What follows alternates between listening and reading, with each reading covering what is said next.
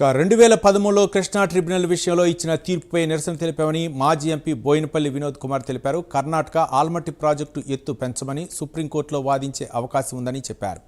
CM Revanth Reddy నిర్లక్ష్యంగా వ్యవహరించవద్దని సూచించారు. కేసీఆర్ పట్ల రేవంత్ రెడ్డికి ఎందుకు ద్వేషమని వినోద్ కుమార్ మండిపడ్డారు. కాంగ్రెస్ పార్టీకి సంబంధించిన ప్రభుత్వం ఈరోజు కర్ణాటకలో ఉన్నది.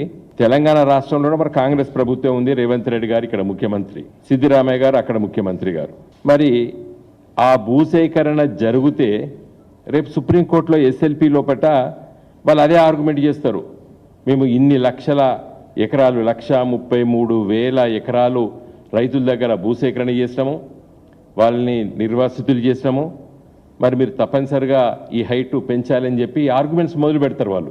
కాబట్టి ఈరోజు మరి ముఖ్యమంత్రి గారు ఇప్పటి వరకు కూడా మరి మొన్న తీసుకున్న నిర్ణయం అయినప్పుడు ఇప్పటి వరకు కూడా ఏ చర్యలు తీసుకోలేదు రేవంత్ రెడ్డి గారు ముఖ్యమంత్రిగా. మరి ఉత్తమ్ కుమార్ రెడ్డి గారు ఇరిగేషన్ శాఖ మంత్రి గారు. మేము ఏం చెప్తున్నామంటే, ఒక స్టే ఉన్న తర్వాత స్టే ఆర్డర్ని విస్మరించి మరి భూసేకరణ ఎట్లా చేస్తారు? నువ్వు కట్టాలన్నా, ఆ ఎత్తు పెంచుకోవాలన్నా పెంచుకోవద్దనే నిర్ణయమే జరగలేదు. సుప్రీంకోర్టులో ఎస్ఎల్పి పెండింగ్ ఉన్నది. మరి ఎట్లా చేస్తారు? ఇది ఈ భూసేకరణ జరిగితే చాలా అన్యాయం జరుగుతుంది తెలంగాణ రాష్ట్రానికి. కాంగ్రెస్ పార్టీకి సంబంధించిన ప్రభుత్వం ఈరోజు కర్ణాటకలో ఉన్నది. తెలంగాణ రాష్ట్రంలో మరి కాంగ్రెస్ ప్రభుత్వం ఉంది. రేవంత్ రెడ్డి గారు